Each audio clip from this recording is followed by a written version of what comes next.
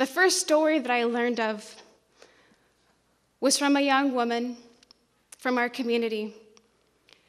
And she was assaulted at the age of 12 by the son of close family friends who was 18.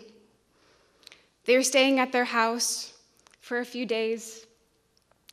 And one night she awoke to being sexually assaulted by this young man.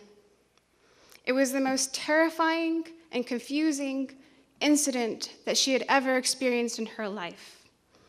And in the morning, she mustered up the courage to tell his mother, a woman who she adored tremendously, who she had grown up with.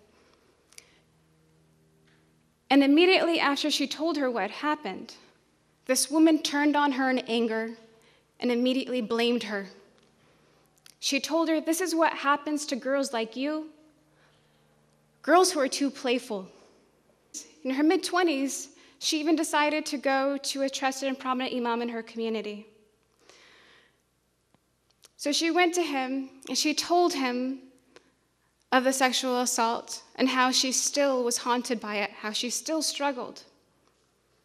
And after she told him, he sexually harassed her multiple times.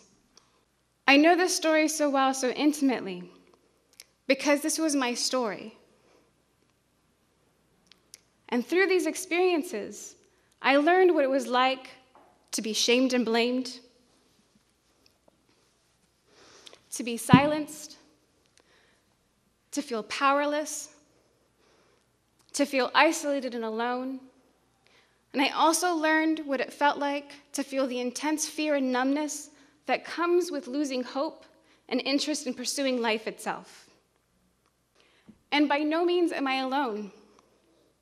According to the Center for Disease Control, approximately 1 out of 4 women and 1 out of 6 men have experienced a form of sexual violence at some point in their lives, including but not limited to incest, molestation, rape, or even stalking.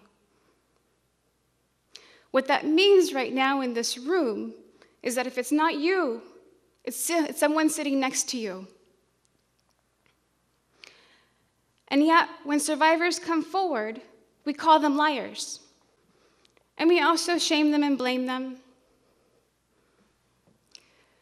We tell them this is because they must have strayed from their deen.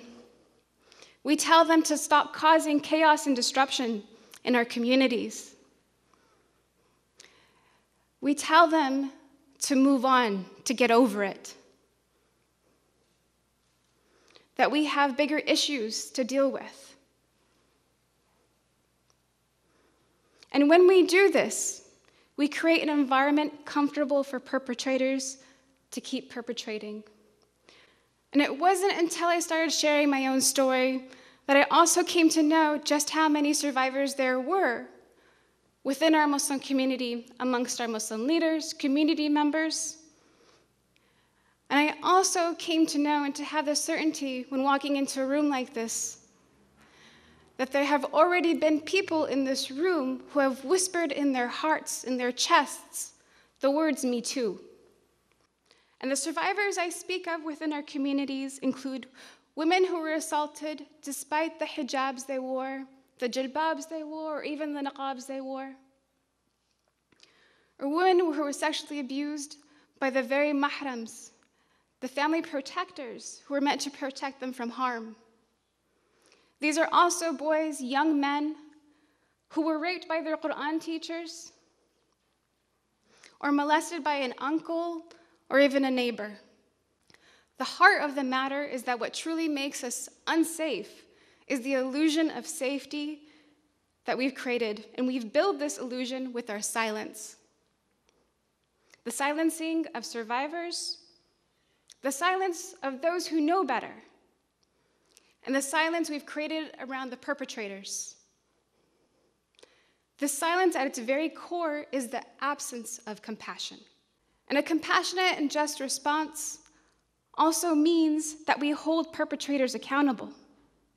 Again, even if it be against yourselves, your parents, or your relatives.